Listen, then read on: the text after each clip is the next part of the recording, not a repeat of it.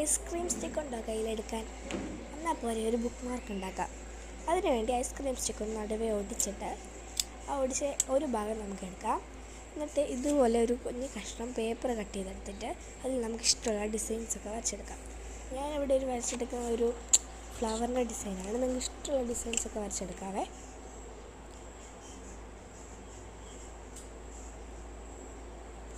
എന്നിട്ട് ഞാൻ അതിൻ്റെ നടുക്ക് ജസ്റ്റ് ഒരു സ്റ്റിക്കർ കൂടി ഒട്ടിച്ചു കൊടുത്തിട്ടുണ്ട് ഒരു ഭംഗിക്ക്.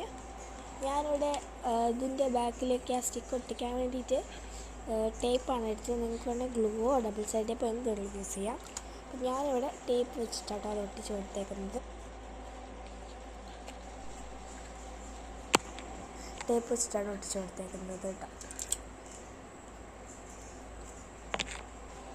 ഇതാ നമ്മുടെ ബുക്ക് മാർക്ക് ഇവിടെ റെഡി ആയിട്ടുണ്ട്. വേറൊരു വീഡിയോ വരുന്നത് എല്ലാവർക്കും ടാറ്റാ ബൈ ബൈ.